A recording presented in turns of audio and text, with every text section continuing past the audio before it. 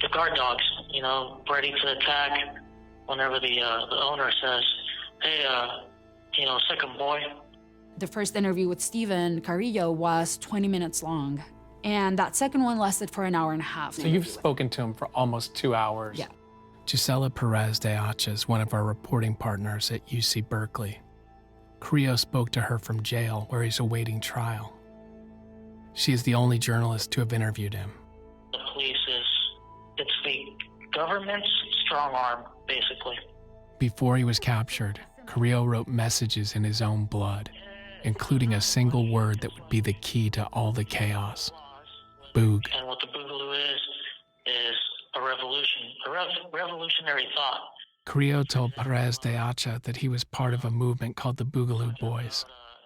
The boogaloo movement, it's about people that love freedom, liberty, and they're unhappy with the level of control that the government takes over our lives.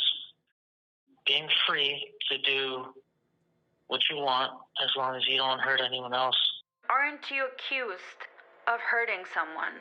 Oh, that's what I'm accused of. But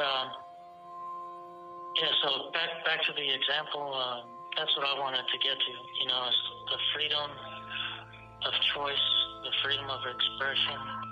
Carrillo has pleaded not guilty, and he wouldn't answer questions about the shootings. Did you find it hard to get him to actually... It was so hard. He would just deny and skirt every question. How did you come to this? How did you... Because you said you didn't read a lot before. Basically, through friends. The Air Force. Once I joined the Air Force, I traveled around the world. I met people from all over the world, and just talking to people changed my whole views. So do you think that he's saying that he found these radical ideas in the military? Yeah, I think mainly from my conversations with him, I think it was definitely radicalized at the Air Force. I love my country. There's not a day that goes by that, I don't miss putting on the uniform, the Air Force uniform, and going to work and doing my part. Once again, just as after Charlottesville, I was seeing an extremist inside the military. And based on the Berkeley team's reporting, Carrillo was far from alone. We matched their photo on their Facebook with the Air Force website. The team identified at least 15 active duty airmen openly promoting Boogaloo content on Facebook. Like Carrillo, 8 of them served in the Air Force security branch. It was kind of substantiating this relationship we had already been digging into between the military and military experience and this so-called Boogaloo movement. We started to put the pieces together and say, okay, these are people with legitimate military experience who are going out and, creating noise on behalf of this movement, Boogaloo Boys.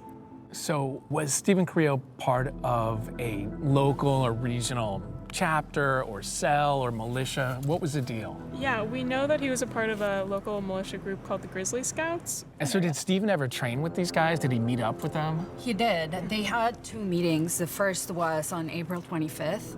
And when you think about it, that's only 6 weeks before the alleged Oakland shooting. Right. And the second time was on May 9th. So right before the Right before that. shooting. Yeah. And what was your sense of their ideology?